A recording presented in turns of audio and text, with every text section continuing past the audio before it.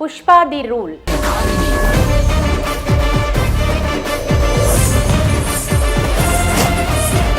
Icon star Allu Arjun కి జాతీయ award వచ్చిన తర్వాత తన క్రేజ్ అమాంతం పెరిగింది.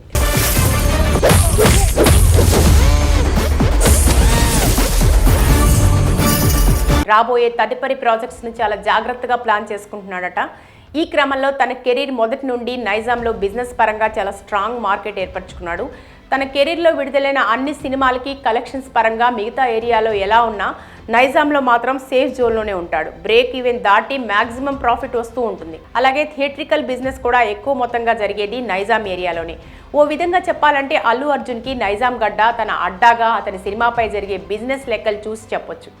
ఈ ఒక్క ఏరియాలోనే ఎన్నో రికార్డులు బన్నీ పేరు మీద ఉన్నాయి. ఇది ఇలా ఉంటే పుష్ప ది రూల్ మూవీ రిలీజ్కి సిద్ధమవుతోంది. ఆగస్టు 15న ప్రపంచవ్యాప్తంగా ఈ చిత్రం థియేటర్స్లోకి రానుంది. తాజాగా రిలీజ్ అయిన టీజర్తో సినిమాపై హైప్ మరింత పెరిగింది. ప్రస్తుతం మూవీకి సంబంధించిన బిజినెస్ డీల్స్ డిస్కషన్స్ నడుస్తున్నాయట. 300 కోట్ల బడ్జెట్తో ఈ చిత్రాన్ని మైత్రి మూవీ మేకర్స్ నిర్మిస్తోన్న నేపథ్యం ఖచ్చితంగా టేబుల్ ప్రాఫిట్ వచ్చేలా బిజినెస్ క్లోజ్ చేయాలని అనుకుంటున్నారు నిర్మాతలు. పుష్ప ది రూల్ సినిమా మీద దేశవ్యాప్తంగా ఉన్న హైప్ నేపథ్యంలో 400 కోట్ల వరకు బిజినెస్ జరిగే అవకాశాలున్నాయని ట్రేడ్ పండితులు అంచనా వేస్తున్నారు. ఇది ఇలా ఉంటే ఒక్క నైజాం ఏరియాలోనే ఈ సినిమా 90 నుంచి 100 కోట్లకి డీల్ క్లోజ్ అయ్యే అవకాశం ఉందనే మాట వినిపిస్తోంది. ప్రస్తుతం దీనికి సంబంధించిన చర్చలు నడుస్తున్నాయట. ఒకవేళ ఈ డీల్ సెట్ అయితే మాత్రం టాలీవుడ్ హిస్టరీలోనే all time record Pushpa the rule పేరు మీదకి వస్తుంది.